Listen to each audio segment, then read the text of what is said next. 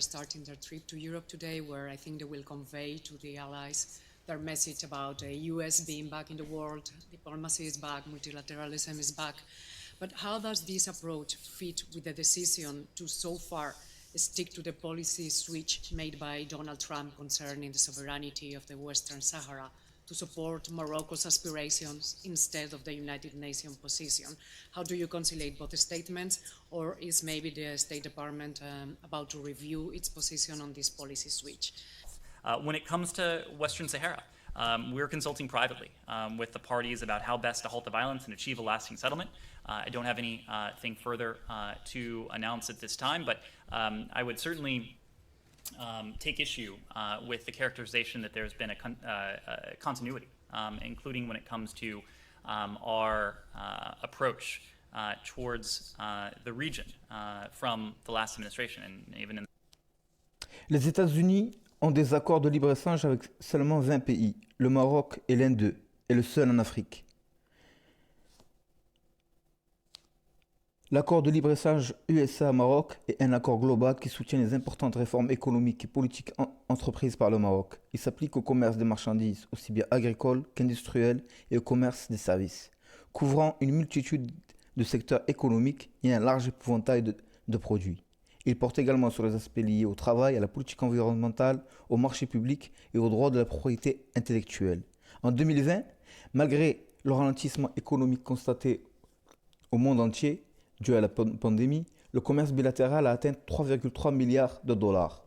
Les exportations des États-Unis vers le Maroc en 2020 ont totalisé 2,3 milliards de dollars et les exportations du Maroc vers les États-Unis ont totalisé 1,04 milliard de dollars. Plusieurs nouveaux produits marocains ont fait leur entrée sur le marché américain, tels que la courgette, les framboises et l'aubergine. L'accord de libre-échange a également attiré des investissements américains et internationaux et stimulé l'investissement dans les secteurs de haute technologie, notamment l'automobile, l'aéronautique et l'éthique. Pourquoi je lis cet article? Car on voit bien que l'Espagne, après avoir essayé de mettre l'Union européenne dans une crise qui, à la base, l'oppose au Maroc, la voilà qui veut, entre guillemets, dicter sa loi aux États-Unis d'Amérique. Les États-Unis d'Amérique qui, semble-t-il, les Espagnols viennent de découvrir ou redécouvrir. Donc il était bon à rappeler que les États-Unis d'Amérique, c'était la première puissance mondiale, économique et militaire, que, comme disait la journaliste, le président américain affirme qu'ils sont de retour sur la scène internationale. Bon à préciser, plutôt un leader qu'un suiveur. Et qui, à mon humble avis, ils n'ont pas de leçons à recevoir de quiconque.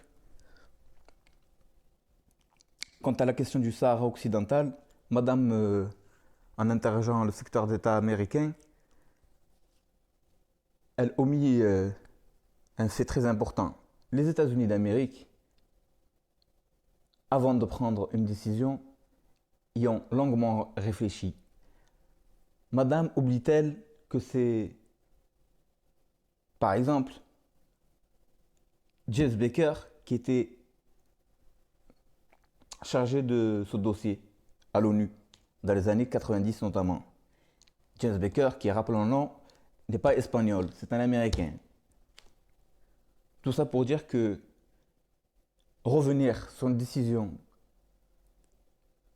prise au niveau international est une chose tout simplement impossible pour tout État sérieux, car avant de prendre de telles décisions, il y a eu mûre réflexion.